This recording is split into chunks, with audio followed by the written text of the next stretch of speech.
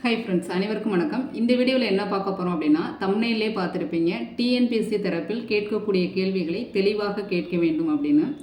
என்ன அப்படின்னா, இப்போ டிஎன்பிஎஸ்சி குரூப் 4ல் ஒரு கேள்வி கேட்டிருந்தாங்க, புல்லின் உறுப்பை காண்க. அதுக்கு விடை ஓலை அப்படின்னு கொடுத்துருந்தாங்க.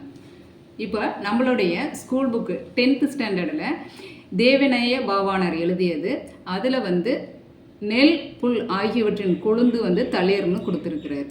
ஓகேவா? இது தேவநேய பாவாணர் எழுதிய அந்த தமிழ் சொல் வளம் 10th ஸ்டாண்டர்டில் உள்ளது. ஓகே, அடுத்தது இதே பாருங்கள். தொல்காப்பியம் புக்கில் தோடு, மடல், ஓலை, ஏடு, இதழ், பாலை, ஈர்க்கு, குலை என கூறப்பட்ட உறுப்பின் பெயர்களும் இவற்றையொத்த பிறவும் புல்வகையை சார்ந்தது அப்படின்னு கொடுத்துருக்காங்க. அதே மாதிரி கீழே பாருங்கள், மரத்தின் உறுப்பு பெயர்கள் இலை, தளிர், முறி, தோடு, சினை, பூ, அரும்பு, நனை முதலாக மரத்தின் உறுப்பு பெயர்கள். அப்போ தளிருங்கிறத எங்கே கொண்டு வந்திருக்காங்க? மரத்தின் உறுப்பு பெயர்களை. அப்போ இந்த தொல்காப்பியத்தில் குறிப்பிடக்கூடிய தாவரமாக இருந்தாலும் சரி, விலங்குகளின் இளமை பெயர்களும் சரி, தாவரத்தினுடைய உறுப்புகளும் சரி, தொல்காப்பியத்தில் குறிப்பிடப்படுவதற்கும் இப்போ ரீசண்டாக தற்காலிகமாக பயன்படுத்தக்கூடியதற்கும் நிறைய வித்தியாசங்கள் உள்ளது. ஓகேவா?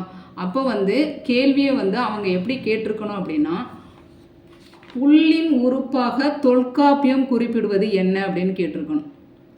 அப்போ அப்படி கேட்டிருந்தா தான் நம்ம அந்த ஆப்ஷனை கூட, தளிர்னா அது தேவநேய பாவாணர் குறிப்பிட்டது, முறி அப்படிங்கிறது தேவநேய பாவாணர் குறிப்பிட்டது, குழை அப்படிங்கிறது தேவநேய பாவாணர் குறிப்பிட்டது அப்படின்னு சொல்லிட்டு எலிமினேட் பண்ணிட்டாவது ஓலைங்கிறத செலக்ட் பண்ணியிருப்பாங்க.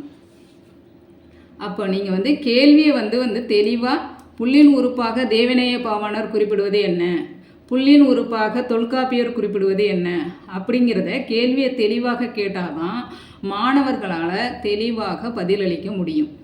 ஓகேவா? நீங்கள் மனசில் வச்சுக்கிட்டு தொல்காப்பியத்தில் புல்லின் உறுப்பு என்னங்கிறத நீங்கள் மனதில் வைத்துக்கொண்டு கேள்வியை கேட்டால் விடையளிப்பவர்களுக்கு எப்படி புரியும்? அதனால் கேள்வியை கேட்கும்போது மிக தெளிவாக கேள்வியை கேட்க வேண்டும்.